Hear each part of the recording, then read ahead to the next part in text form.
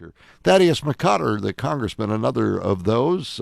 During this recess by the House, he's on the other end of our line. Good morning. How are you? Happy New Year. Hi, Frank. Always great to hear the dulcet tones of Bill Schuette. I'm sure he appreciates that compliment, too. And it's good. He feels that it's good to be heard. Yes, he's always felt that way. You know that. Well, give me your take on what we witnessed in New Hampshire, this sudden conversion of Newt Gingrich and Rick Perry to the Occupy movement, and the survival of all of that by Mitt Romney. Well, I think as is his wont, Attorney General Schuette hit it on the head. You're in a primary. Governor Romney winning Iowa, I think, surprised a lot of people who earlier had thought that he wasn't going to compete heavily there, so he won Iowa. As you head into New Hampshire, there are a lot of people with things on the line. My friend Rick Santorum had to try to repeat his success in Iowa. That didn't happen. Newt Gingrich had been endorsed by the union leader, a very important endorsement in New Hampshire, so he had to show something for it. It didn't happen, and now we're heading to South Carolina with Governor Romney with a chance, I believe, to show he will be our nominee, absolutely, if he wins there, because you've won in a southern state, you've won in a northeastern state, and you've won in a midwestern farm state. So to me, it's a little bit of desperation, but in many ways, it's better that these accusations and these allegations come out now so Governor Romney can deal with them, show that they were taken out of context, and get this message back onto the economy, because they'll face it from the Democrats in the fall. Is it an overreaction to say that capitalism itself is under attack here now, even from within your own party? Well, I was asked that, and I said, with the Democratic Party, I don't think that they're technically anti-business. I think you have to remember they're pro-government. And sometimes the problems that they have is they don't recognize that the more you grow government, the less you're going to see economic growth come from the free market.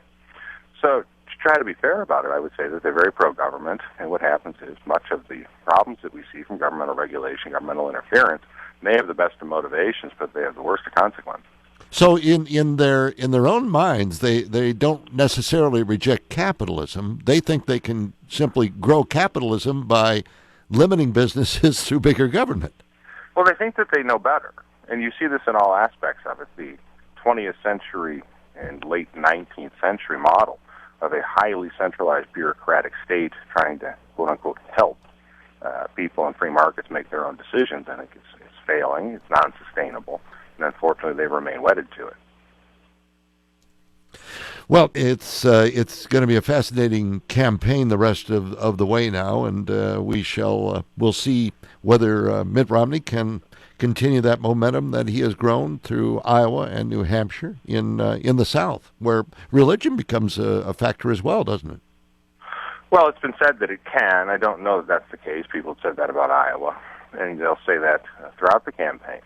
As a Catholic, I remember when I wasn't born, but I remember reading about how that was said during the John F. Kennedy race, how a Catholic couldn't be elected president of the United States. And that was put to bed. We've heard it said in President Obama's case what was impossible for the American people to do in an election, and that was proven wrong. So I think that what you continue to see is an electorate that's focused on jobs. They're not going to get caught up in the sideshow, or certainly not the slurs on a person's religion and making that determination, and that's going to hold true for the South as well as everywhere else in the country.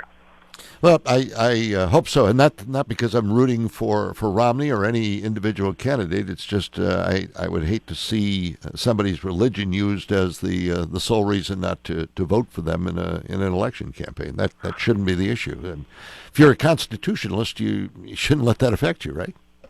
Well, if you're a human being, you shouldn't allow someone's religious persuasion to dictate any type of for starters, yeah. Decision, yeah. And I think that what you're going to see out of the Republican Party, the party of Lincoln and Reagan, is that people are going to be taking on their merits, on the content of their character, and they're going to continue to have a primary. And it's interesting to hear this continue to be talked about Republicans. I think this is even more damaging.